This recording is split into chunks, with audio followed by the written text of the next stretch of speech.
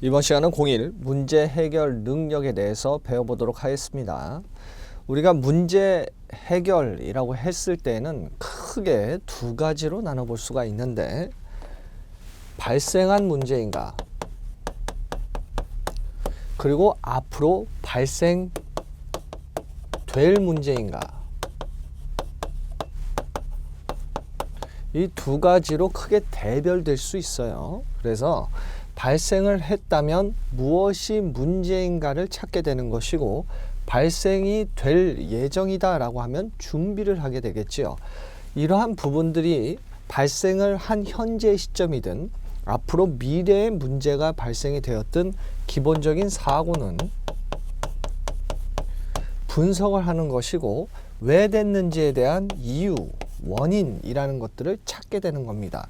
이를 통해서 해결할 수가 있게 되는 것이고, 우리가 배우는 단원의 목적 자체는 해결할 수 있는 이러한 내용을 배움으로 능력을 갖춘다라고 보시면 됩니다.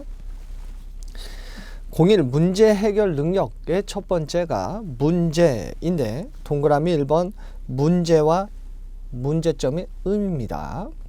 문제라는 것은 우리가 일상적으로 많이들 겪고 있는 거죠.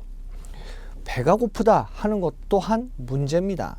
우리가 일반적으로 문제를 인식한다라고 했을 때는 안정적인 상태가 불안정적인 상태가 됐기 때문에 이 문제라는 것을 인식할 수 있게 되는 것이죠. 그렇게 문제가 인식이 되면 문제를 해결할 수 있는 정보를 수집하게 되고, 그것에 대해서 분석을 통해서 해결 방안을 모색하게 되는 거죠. 따라서 문제라는 것은 원활한 업무 수행을 하기 위해 해결해야 하는 질문이나 의논이 되는 대상이다 라고 보시면 됩니다. 우리가 매출이 안 올라, 그럼 문제죠. 그럼 뭐가 문제야 라는 것이 또 필요하게 되는데, 이러한 것들을 핵심이라고 표현할 수가 있게 되고, 우리는 이를 문제점이라고 표현할 수 있게 됩니다.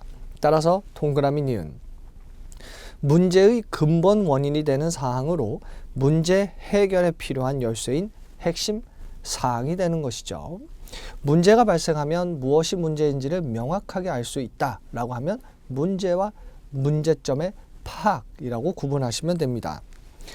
두 번째 동그라미는 문제의 분류입니다. 문제라는 것은 무엇이고 문제점이라는 것은 무엇이라는 것을 기본적인 개념을 알았다면, 문제라는 것은 앞서 말씀드렸다시피 크게 대별되는 것처럼 구분해 보면 창의적 문제, 분석적 문제, 크게 두 가지로 나뉠 수 있게 됩니다.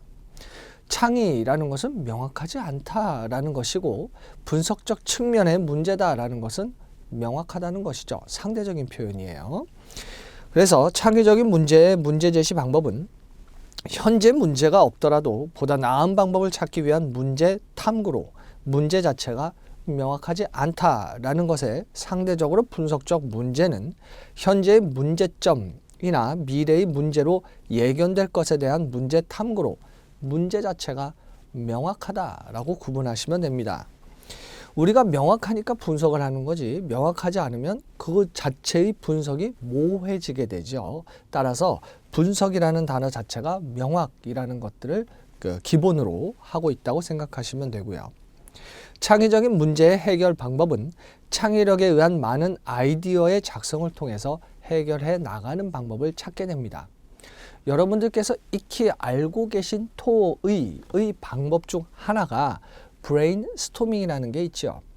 브레인스토밍은 수많은 아이디어를 내는 것이고, 그 아이디어에 대해서 누군가가 반론을 하는 것이 아닙니다. 수많은 아이디어들을 내놓음으로 인해서 그 중에 유의미한 아이디어를 채택하기 위하거나, 혹은 아이디어를 일정한 주제로 묶을 수 있는 기회를 포착하기 위한 방법이죠.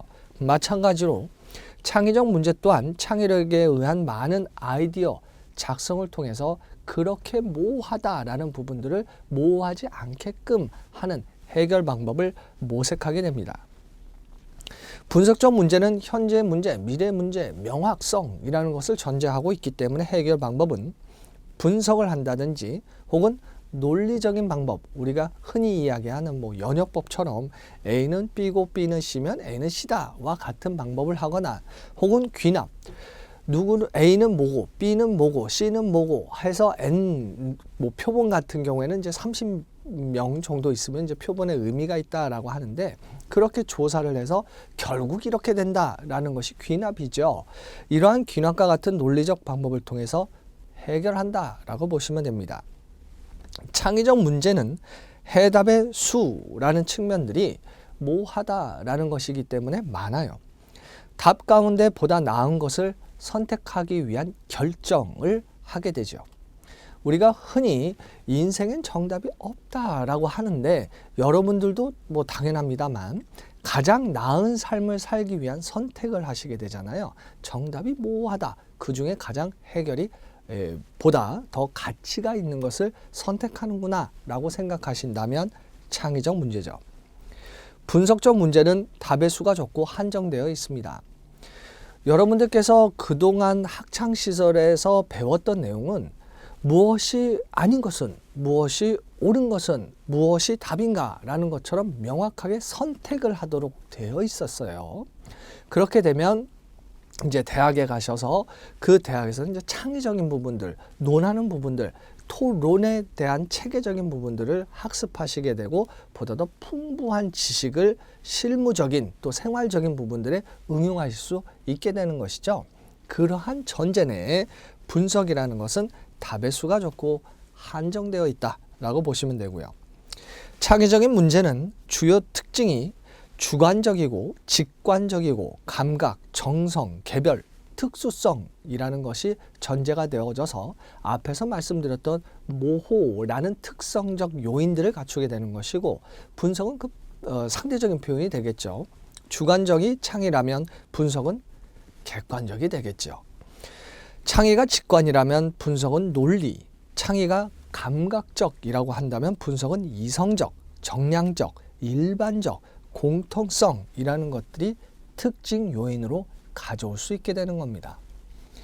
세 번째 동그라미는 이러한 문제를 유형, 형태적인 측면들로서 뭐 학교로 예를 들자면 일반, 2반처럼 묶을 수 있는 그런 유형적 측면으로 보자면, 동그라미 기억, 기능에 따른 문제 유형은 어느 기능에서 발생되는가, 제조냐, 판매냐, 자금이냐, 인사, 격리, 기술이냐라는 것처럼 기능적인 측면들로서 구분할 수 있지요.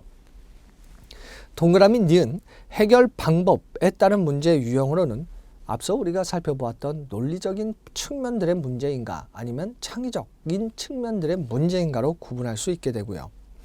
동그라미 디귿은 시간에 따른 문제 유형입니다. 시간이라는 것은 흐르게 되는 것이고, 흐르다라는 의미는 과거와 현재와 미래를 관통하게 되는 것이죠. 과거라는 측면들이 중요한 이유는 우리가 역사를 배우는 것처럼 과거를 알면 현재를 이해하고 미래를 준비할 수 있다라는 것이 우리가 학창시절에 배웠던 거예요. 마찬가지로 과거의 문제 때문에 현재가, 현재의 문제 때문에 뭐 미래가, 이런 것들 측면처럼 시간적 측면으로 문제를 구분할 수도 있지요. 동그라미 리을 업무 수행 과정 중 발생한 문제 유형으로, 발생형 문제는 이미 발생했다는 겁니다. 당장 걱정하고 해결하기 위해 고민하는 문제라고 볼 수가 있고요. 탐색형 문제는 더 잘해야 하는 문제로 현재 상황을 좀 더 개선해보자, 효율성을 높여보자 라는 측면들이 탐색형 문제라고 보시면 됩니다. 우리가 효율성이라고 했을 때는 들어가는 노력에 비해서 산출이 좀 더 높아질 수 있도록 이라는 측면에서 효율성이라는 것을 하게 되고, 내가 노력한 것에 대한 결과의 성취 정도라고 했을 땐 효과성이라고 표현을 하게 되는데, 여기서는 탐색형 문제의 효율을 높이기 위한 이라는 측면들을 가지고 있지요. 설정형 문제는 미래 상황에 대응하는 장래의 경영 전략 문제로 앞으로 어떻게 할 것인가 하는 문제라고 보시면 됩니다. 그래서 미리 설정한다고 표현하게 되는 것이죠. 그래서 그림을 보시면 원인 지향이라고 해서 이미 뭐 발생이 됐으니까 도대체 뭐냐라는 것이기 때문에 발생형은 이탈, 미달과 같은 문제들을 취급할 수가 있게 되고, 탐색형은 개선하거나 강화해야 될 필요성이라는 문제를 인식하게 됩니다. 아주 재미있는 건 또 뭐가 있느냐면 우리가 문제는 무엇이고 유형은 무엇이고 또 그러한 것들이 어떻게 구분되고 어떤 개념들이 있는지를 배운단 말이에요. 우린 이것을 지식이라고 볼 수가 있지요.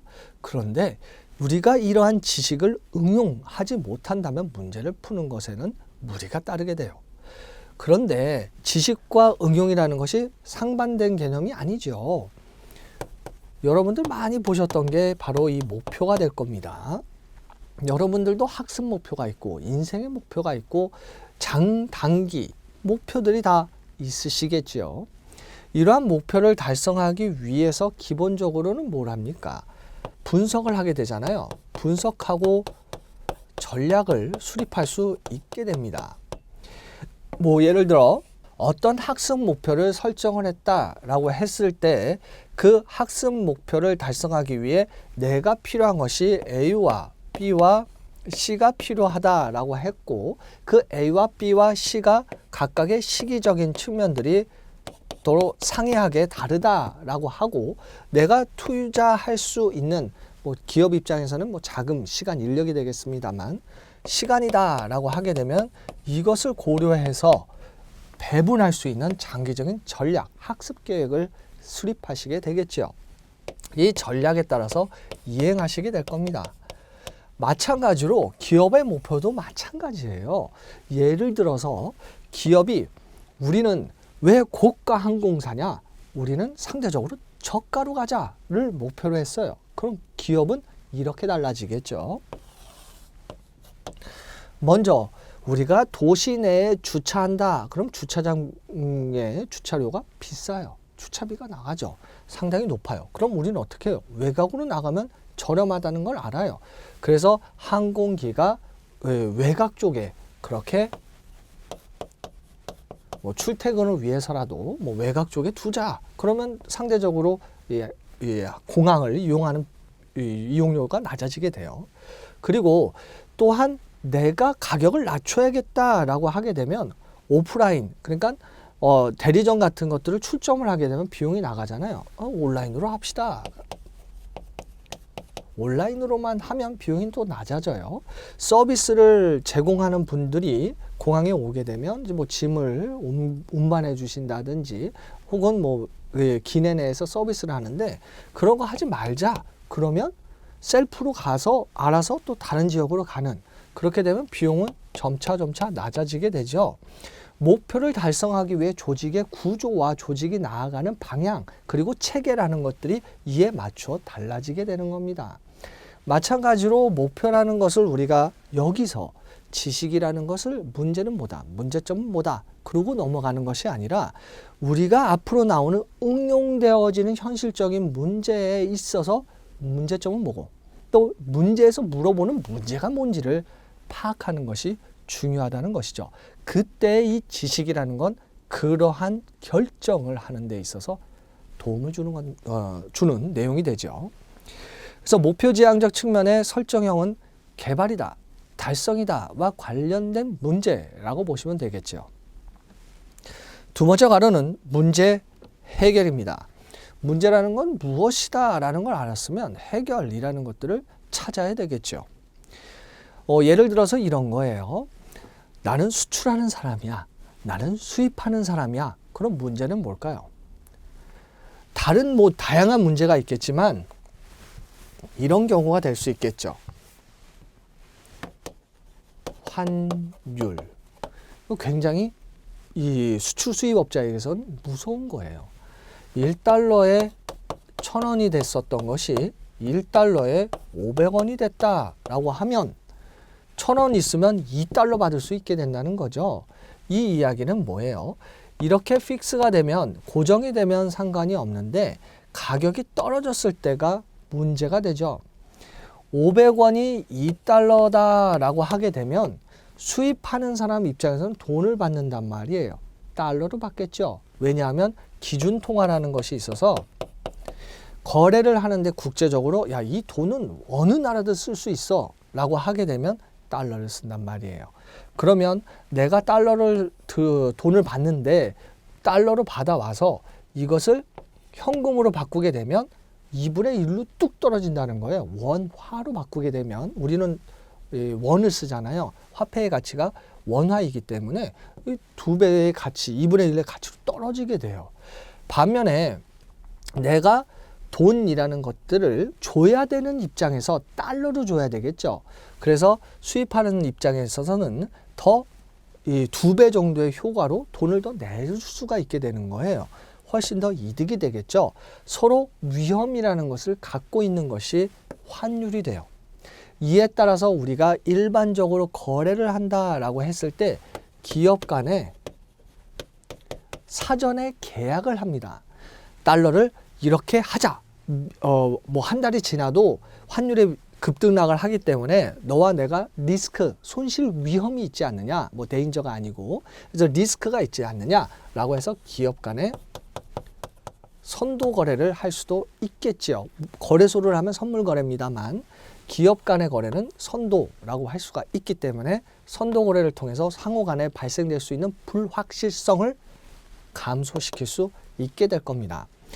즉 문제 해결이라는 것들을 모색하게 되는 거죠. 환율이 문제야. 그것이 나에게 큰 리스크를 갖고 올 거야. 그럼 해결은 선도 계약과 같은 의미로 동그라미 1번 문제 해결의 정의를 보면 문제 해결이란 목표와 현상을 분석하고 이 분석 결과를 토대로 주요 과제를 도출, 바람직한 상태나 기대되는 결과가 나타나도록 최적의 해결안을 찾아 실행, 평가하는 활동이라고 볼 수 있게 되는 겁니다.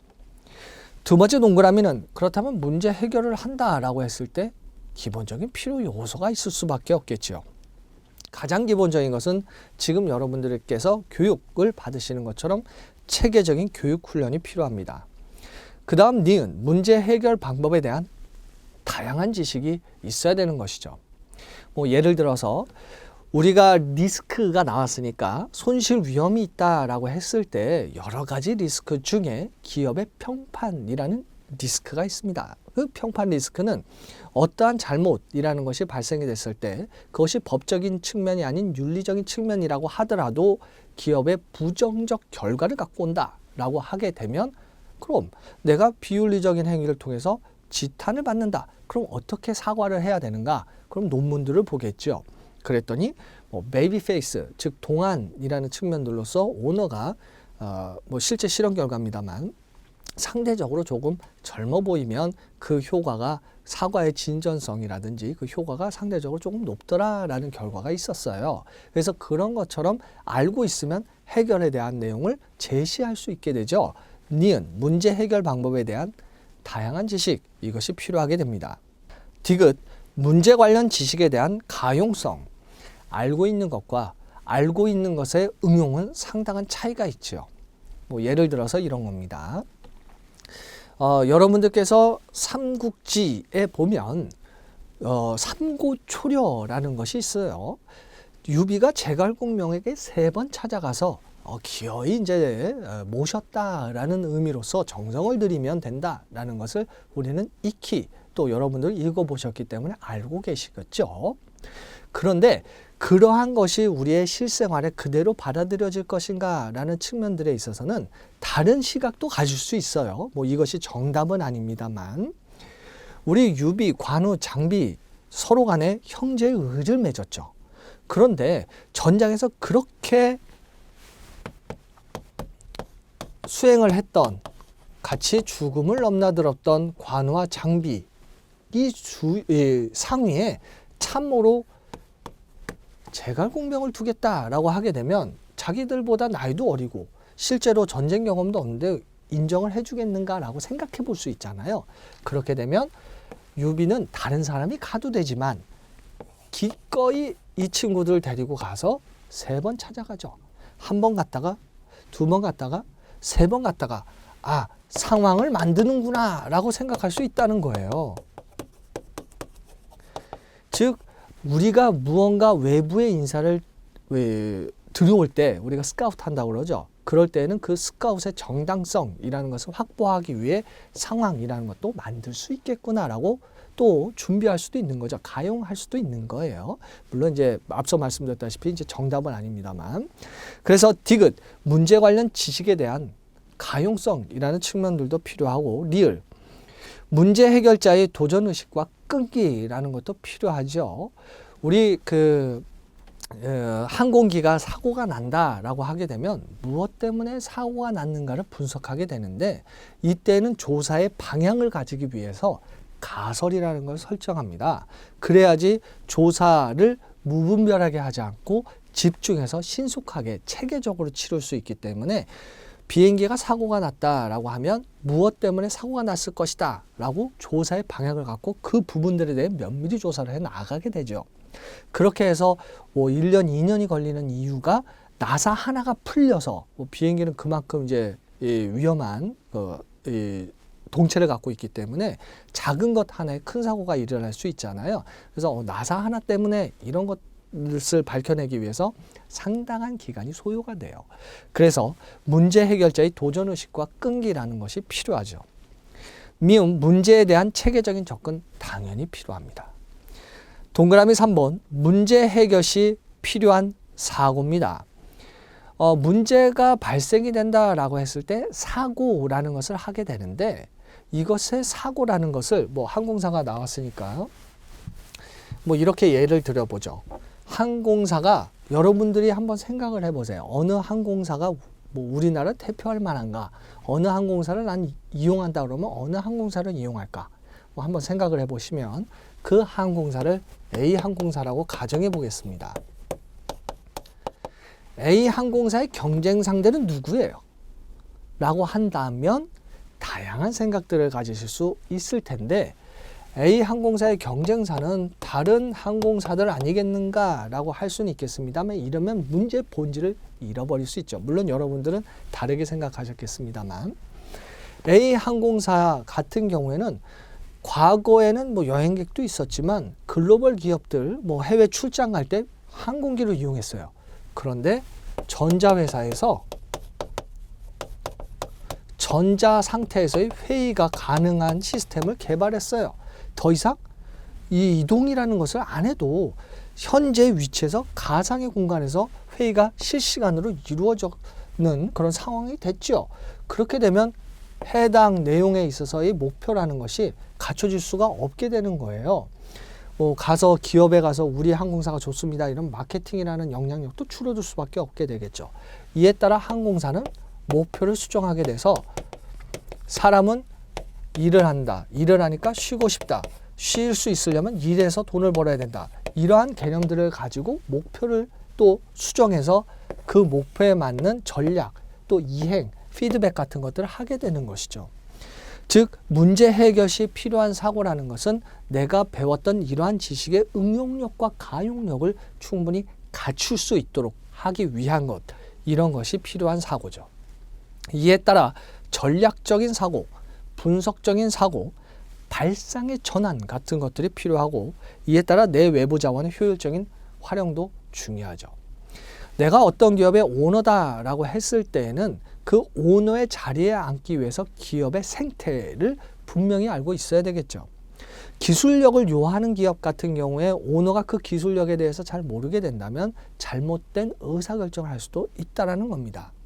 예를 들어 프로그램을 한다라고 하게 되면 열심히 데이터베이스 갖추고 웹 프로그래밍하고 여러 가지 인트라넷도 갖추고 해서 갖췄는데 이거 아니다, 다 바꿔 라고 했을 때 프로그램 하신 분들은 깜짝 놀라죠. 이걸 어떻게 다 바꾸는가. 건물을 올리고 오프라인에서 그 건물 올린 거를 마음에 안 든다고 다시 부시고 다시 짓는 것 같은 가상의 공간이거든요. 쉽지가 않다는 거죠. 즉 알고 있으면 처음부터 확장성을 고려해서 데이터베이스를 구축하고 그걸 통해 가지고 어떻게 만들어 나가야겠다라는 기획을 할 수가 있게 되거든요. 즉 내외부 자원의 효율적인 활용을 하기 위해서는 충분한 사고적인 능력을 갖춰야 되는 겁니다. 그 다음 동그라미 4번 문제 해결 시 장애 요인인데 기억, 문제를 철저히 분석하지 않는 경우 철저히 분석 안 하면 새로운 문제 발생이 되겠죠. 오류에도 그런 거 있잖아요. 내가 의사결정을 잘못했는데 그 잘못한 것을 정당화하기 위해 또 다른 잘못을 계속 얹다 보면은 더 큰 잘못이 되듯이 근본적인 문제 해결을 하지 못하거나 새로운 문제를 야기하는 결과를 초래할 수 있게 됩니다. 동그라미 니은 고정관념에 얽매이는 경우라고 해서 정해진 규정과 틀에 얽매여 새로운 아이디어와 가능성을 무시해버릴 수 있게 된다는 거죠. 고정관념이 여러분들은 다양한 유연성의 사고를 가지고 계시겠습니다만 고정관념이라는 것은 하나의 모든 것들을 맞추는 거예요. 상황이 다양하다는 것이 아니라 이 상황 저 상황이든 이거야 라는 고정적인 측면들을 가지고 있게 된다는 거죠. 디귿 쉽게 떠오르는 단순한 정보에 의지하는 경우 문제 해결하지 못하고 오류가 더 발생이 될 수밖에 없죠. 무엇이 발생이 됐을 때 임기응변하는 것이 장기적으로는 안 좋은 상황도 있을 수 있다는 겁니다. 리을 너무 많은 자료를 수집하려고 노력하는 경우 도대체 무엇이 필요한 자료인지 모를 수 있다는 겁니다. 다섯 번째 동그라미는 문제 해결 방법입니다. 문제라는 게 뭐고 문제점이라는 것은 무엇이고 분류와 유형의 개념을 우리가 배웠고 그러한 것들을 해결하기 위해서 문제 해결에는 무엇이고 사고는 어떻게 가져야 되는 것이고 그 사고에 영향을 미칠 수 있는 장애적인 측면들이 무엇이 있는지 살펴보았다면 방법, 기억, 소프트 어프로치에 의한 문제 해결입니다.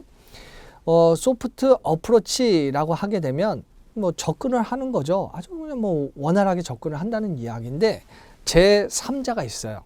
제3자가 자리를 마련해 주는 거죠. 야, 서로 이렇게 잘 해결하자. 알선을 해준다든지 혹은 중재를 해줄 수도 있어요. A와 B의 입장에 중재의 입장을 하게 되는 것이고 이러한 제3자가 그러한 역할을 통해 가지고 해결할 수 있는 것이 타협이나 조정이 되는 것. 이것이 소프트 어프로치에 의한 문제 해결입니다. 첫 번째 오른표 대부분의 기업에서 볼 수 있는 전형적인 문제 해결 방법이라고 볼 수가 있고 두 번째 오른표 직접적인 표현이 아닌 시사 또는 암시를 통해 의사를 전달하고 감정을 서로 통하게 함으로써 문제 해결을 도모하는 방법이라고 보시면 됩니다. 그 다음 오른표 코디네이터 제3자는 결론을 미리 머릿속에 그려가면서 권위나 공감의 의지, 의견을 중재하게 되고 타협과 조정을 통해서 해결을 도모하는 방법. 이것이 소프트 어프로치라고 보시면 됩니다. 따라서 결론이 애매하게 끝나는 경우가 있다라는 점이죠. 그 다음 동그라미 니은은 하드 어프로치에 의한 문제 해결입니다. 앞서 제3자라는 것이 있었는데 여기도 마찬가지예요. 제3자의 기능은 조정을 한다든지 지도라는 것을 할 수 있는 이러한 기능을 바탕으로 해서 해결을 하는 것이 설득을 한다든지 혹은 양보를 한다든지 하는 것으로 해결할 수 있는 문제 해결이 하드 어프로치예요. 첫 번째 오른편은 서로의 생각을 직설적으로 주장, 논쟁이나 협상을 통해 서로의 의견을 조정해가는 방법이라고 보시면 됩니다. 사실과 원칙에 근거한 토론으로 해결 방법을 도모할 수 있겠죠. 아주 중요한 표현인데 사실과 원칙이라는 측면들은 원칙은 교통신호등과 같은 거죠. 그 원칙 하에 내가 무언가 이야기할 때에는 내 생각이 아닌 예를 들어서 이렇게 하면 매출이 오를 것이다 라고 생각하는 그 부분이 검증된 사실인가 데이터인가 그 자체가 이미 나와 있는 수많은 논문들의 내용인가 라는 것처럼 실험적 결과에 나온 사실로서 제시를 하는 거죠. 우리 이거 왜 매출이 떨어져서 지금 현재 경제상에 안 좋은 통계청에 따르면 이라고 근거할 수 있잖아요. 그것이 사실이죠. 그 다음 오른표 코디네이터는 구성원들에게 지도와 설득을 하고 전원이 합의하는 일치점을 찾도록 노력을 하게 됩니다. 아주 재미있는 거죠. 소프트적인 측면들이 다양한 그런 측면들에서 문제가 애매하다면 하나의 의견으로서 이렇게 만들어 보자라는 거예요. 일치점을 찾도록 노력하는 것이고 그 다음 오른표 합리적이긴 하지만 창조적인 아이디어나 높은 만족감을 이끌어내긴 어렵죠. 왜냐하면 일치점을 찾도록 노력하는 것이기 때문에. 그 다음 동그라미 디귿은 퍼실리테이션에 의한 문제 해결입니다. 물론 이제 촉진이라는 의미로 해석을 할 수가 있게 되는데 이 촉진의 그 근본적인 전제가 뭐냐면 왜 우리는 감정만, 왜 우리는 논리만이라는 것이 아니라 논리나 감정 모두를 자극을 해서 문제 해결을 할 수 있도록 하는 의미의 촉진 퍼실리테이션에 의한 문제 해결이죠. 따라서 제3자가 하는 기능은 촉진이에요. 그리고 그 잘 될 수 있는 지원이죠. 이를 통해서 해결의 유형은 협동 그리고 창조라는 것이 됩니다. 첫 번째 오른표, 퍼실리테이션은 촉진을 의미하며 어떤 그룹이나 집단이 의사결정을 잘 하도록 도와주는 일이라고 볼 수가 있고, 두 번째 오른표, 조직이 어떤 방향으로 나아갈지 알려주고 주제에 대한 공감을 이룰 수 있도록 도와주는 역할을 담당하게 되죠. 세 번째 오른표, 깊이 있는 커뮤니케이션을 통해 서로의 문제점을 이해하고 공감함으로써 창조적인 문제 해결을 도모하게 됩니다. 뭐 말씀드렸죠. 창조라는 것이 문제 해결의 유형이니까요. 그 다음 오른표, 퍼실리테이션에 의한 방법은 구성원의 동기가 강화되고 팀워크도 한층 강화되는 특징을 가지게 됩니다. 그 다음 오른표, 코디네이터가 합의점이나 줄거리를 준비해 놓고 예정대로 결론을 도출하는 것은 적절하지 않다라고 볼 수 있어요. 뭐 하드 어프로치처럼 하나의 의견에 맞춘다라고 하지는 않으니까요. 퍼실리테이션 같은 경우에는 이것이 문제를 해결할 수 있는 방법이다라고 보시면 됩니다. 어떤 하나가 이러한 기본적인 지식 내용이 있다 하더라도 앞서 말씀드렸다시피 실무적으로는 응용을 해야 되는 것이고, 이것이 어떤 상황에 어떤 방법이 가장 더 최적화된 해결 방법을 찾을 수 있겠는가를 잘 선택하는 것이 또한 필요하겠죠. 이렇게 해서 공일 단원에 관련된 내용을 모두 배워보았습니다. 복습 부탁드리고요. 강의 수강하시느라 수고 많으셨습니다.